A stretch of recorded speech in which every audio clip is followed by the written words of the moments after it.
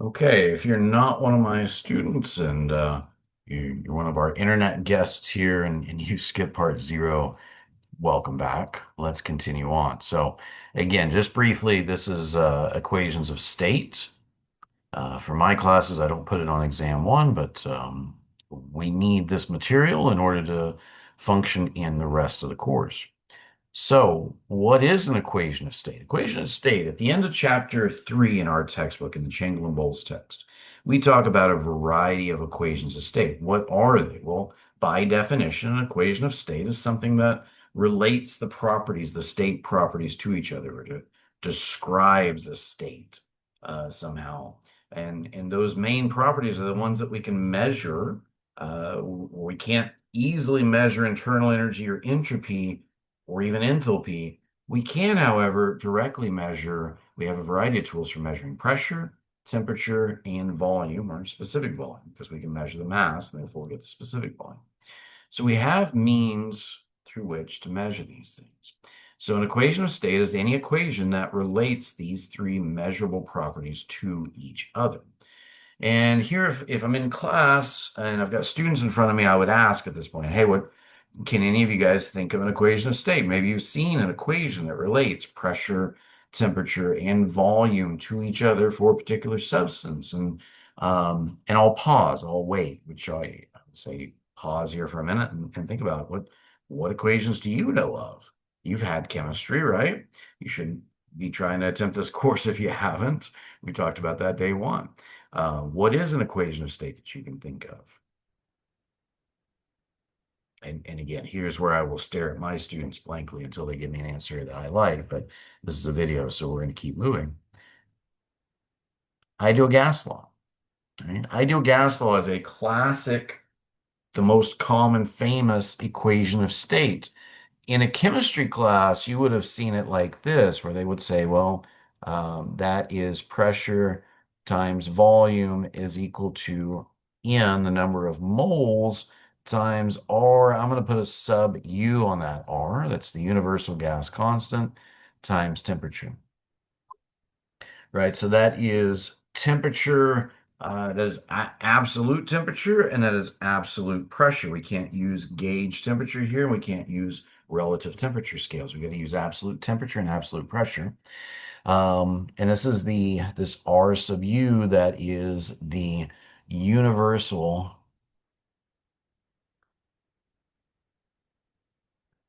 gas constant.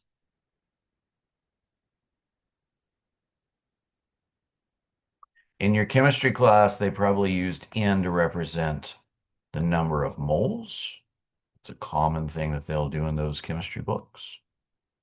N would be the number of moles. This is okay. You may have also encountered this one where pressure times volume is, okay, well, how do we get the number of moles?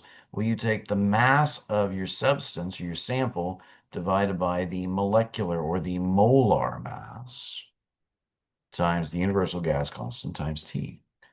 So that's where, apologize, that is where N is equal to mass divided by capital M being what we call the molar mass or the molecular mass. Okay. Now, we don't normally use this form. In fact, it's very rare we use the universal gas constant at all. What we do is we take this last form that I've just shown you here and we rearrange it just a bit. We say this, that P times capital V, volume, is equal to M times R T. That's R without a subscript. That is what we just simply call the gas constant.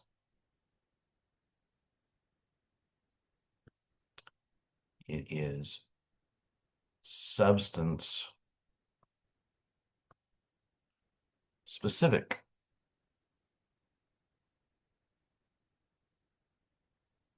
There's a gas constant for each substance. And if you want to put a note here,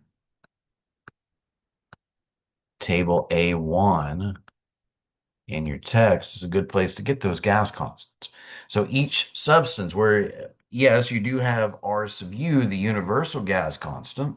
That's that 8.314 kilojoules per kilomole Kelvin, I think it is. It's been a hot minute since I've used it, so I don't know. But um, this R, this gas constant, notice mathematically here, this is that universal gas constant I just rattled off surprisingly from memory, divided by the molar mass for your particular substance. So the advantage here is if you want to know the gas constant, the R value for air, for example.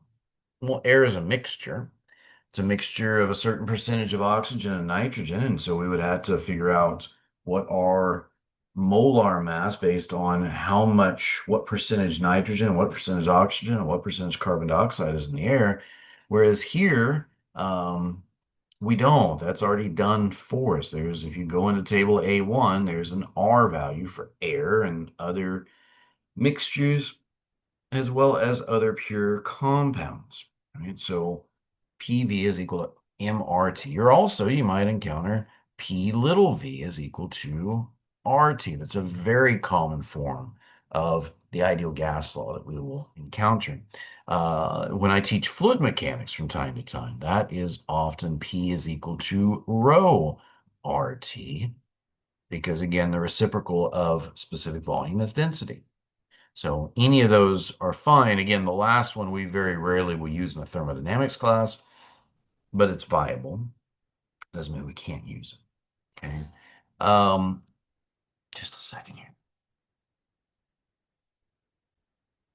Apologize. I had a loud noise there I wanted to cut out. Okay, so ideal gas law. Ideal gas law is a very powerful thing we can use between two different states.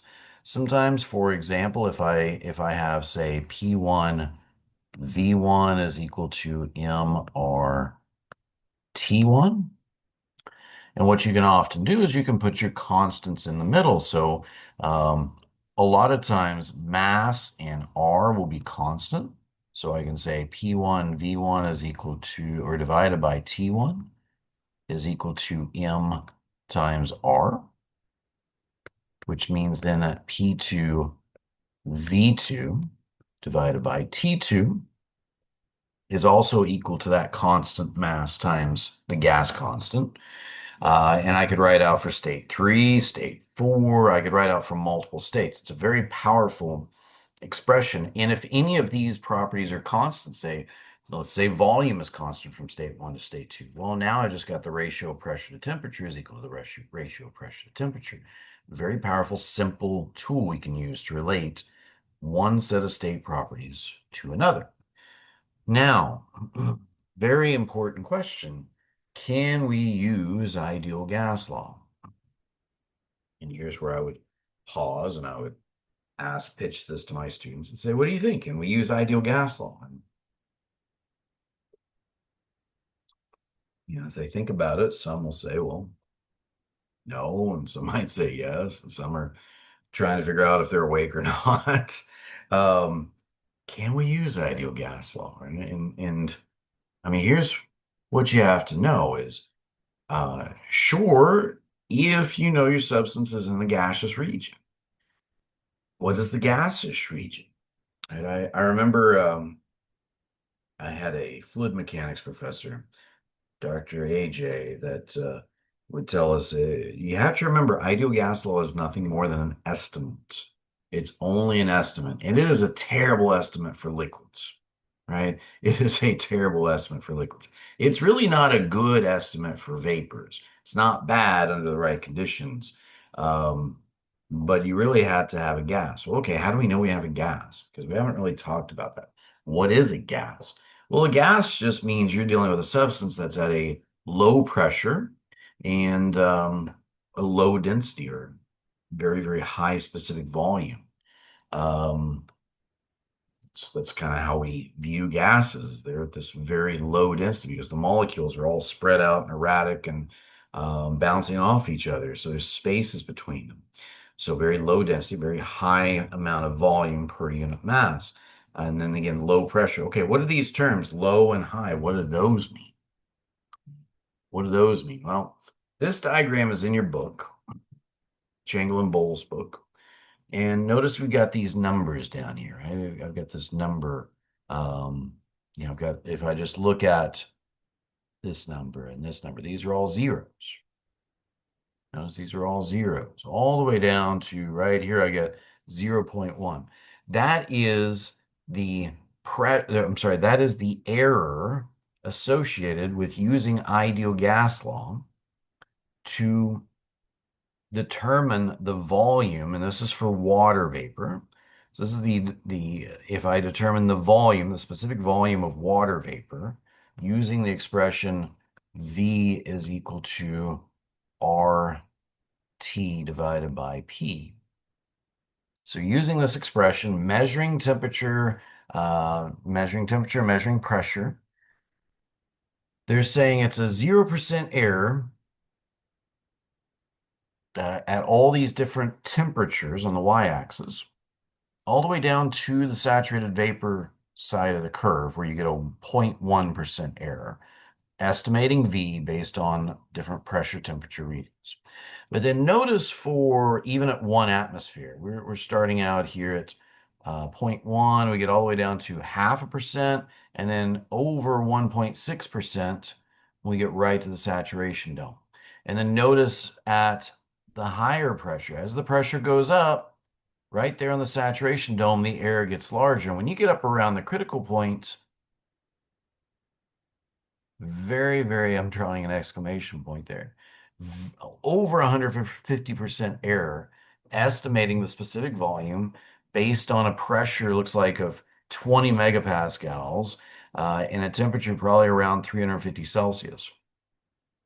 All right. So if I back up here, can we use the ideal gas law? Sure, if you have low pressure and low specific volume. What is high and low? Well, it depends on the substance because this is for water, but the behavior is going to look the same if I'm using it for, say, nitrogen, but the scale is going to be very different. The temperatures for liquid nitrogen getting down to the saturation dome are going to be much, much lower. So what we have to understand is the error associated with using ideal gas law as an estimate, because it's only an estimate. And it's only a good estimate if we know our substance is behaving like an ideal gas. When does it do that? Well, if the pressure is low and the specific volume is high. Okay, what does low and high mean? Well, it depends on the substance. Right? And so hopefully I'm starting to communicate to you. It's a bit confusing. This would be, and basically what I would say is, and so again, high pressure, that as the pressure increases, that error gets higher and higher. So as you get closer to the saturation dome, and as your pressure gets closer to the critical point, your error basically makes ideal gas law garbage, essentially, right? So what does this mean? I always tell students, don't use ideal gas law for refrigerants. Just almost full stop. If you're using an ideal gas law based equation, ideal gas law itself, or an ideal gas law based equation on a refrigerant, R134 for us in my class, you're probably doing it wrong. Right? And there's a good chance you're probably just blindly copying solutions from a solutions manual or some internet source you found, or Chegg or something like that, or maybe it's something an AI program has given you. Um, if you're using ideal gas law to estimate properties of a refrigerant, almost guaranteed you're probably doing it wrong, because refrigerants are substances that we work with because they go through the saturation dome at convenient pressure temperature combinations for us. So there's always a good chance that if you're dealing with a refrigerant, it's probably approaching the saturation dome at some point, meaning ideal gas law is a terrible estimate. So that's just a general rule I tell my students, is just don't use it for any refrigerant. For us, that's essentially R134. But if you've got access to ammonia or propane tables or R410 or something like that, be very cautious, if just not outright avoiding using ideal gas law for any refrigerant. Okay. Um, Use caution for water. My general rule of thumb is if I have water, I'm going to use the property tables, A4, A5, and A6, because they are extensive. I'm going to use superheated vapor tables if I know I've got water in the superheated vapor phase. And that's about the only time you can maybe use ideal gas law as an estimate. Um, but the closer you get to the critical point, the more that error grows. And no matter how far into the vapor region you are. And so by the time you figured out how close you are to the critical point and you figured out your superheated vapor, you're already essentially, you've already figured out exactly where in the tables to get your values. Why are you using ideal gas law? There's really, it's just extra work at that point.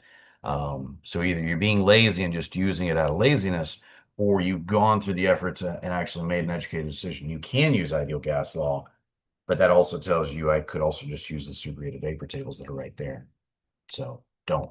And just in general with my students, um, if you're using ideal gas law for water vapor, you're probably doing it wrong. If you use ideal gas law for anything that liquefies at all, saturated mixture or saturated liquid at all, you're completely wrong. Like literally completely wrong. So just kind of keep that in mind. I'm going to get off my soapbox here. That's a good length for the first video, and we'll pick up on the next one. Okay.